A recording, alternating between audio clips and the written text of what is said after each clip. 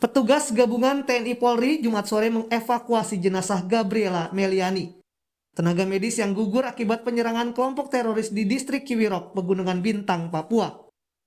Proses evakuasi jenazah Gabriela Meliani dari jurang sedalam 300 meter melibatkan sekitar 30 personel.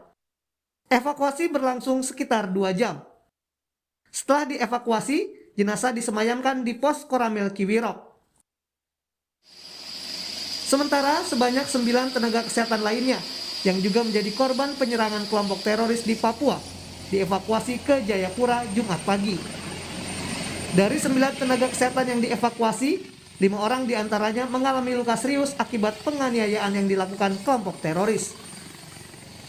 Kita laksanakan evakuasi 10 orang, terdiri dari 1 orang prajurit, anggota Satgas Pamtas Yonif 403, yang mengalami luka tembak, kemudian 9 tenaga kesehatan.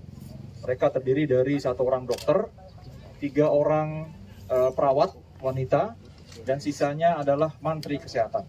Sehari-hari mereka ini berdinas ataupun bertugas di Puskesmas Kiwirok.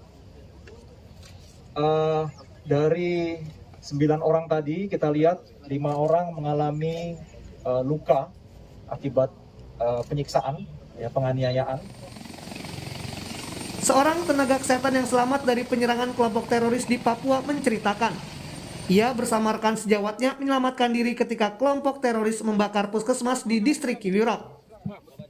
Menghindari kejaran kelompok teroris, sebagian tenaga kesehatan nekat terjun ke jurang, termasuk Gabriela Meliani, tenaga kesehatan yang akhirnya gugur. Jadi kami nakes juga tidak berpikir banyak atau tidak menganalisanya bahwa akan terjadi penyerangan terhadap pihak nakes. Jadi kami memilih untuk tetap tenang dan di dalam rumah. Tanpa berpikir panjang saya menghitung 1 sampai 3 dan saya sendiri lompat pertama. Kemudian ketiga suster mengikuti saya untuk melompatnya. Sesampainya di bawah kami pikir bahwa kami sudah aman dari kejaran mereka, tetapi mereka tetap mengikut kami ke bawah. Sampai ke bawah saya sendiri tersangkut di akar pohon. Kemudian mereka mengumpulkan ketiga suster ini. Kemudian mereka semakin membabi buta. Terkait penyerangan yang dilakukan kelompok teroris terhadap tenaga kesehatan, Ketua Pengurus Ikatan Dokter Indonesia di Papua meminta TNI Polri memberikan jaminan keamanan bagi tenaga kesehatan.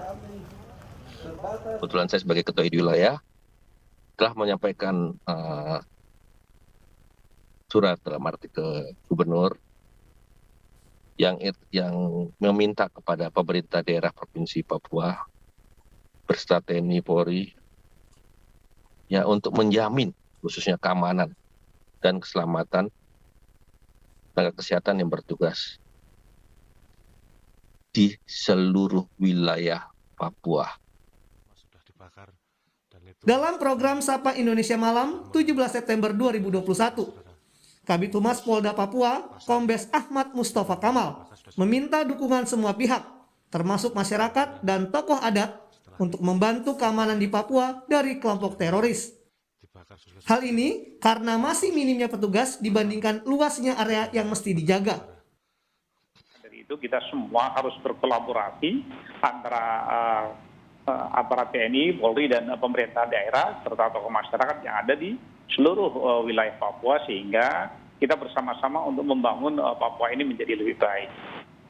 Perlu kita ketahui di Pegunungan Bintang itu ada 34 distrik, 34 kecamatan ya Pak ya.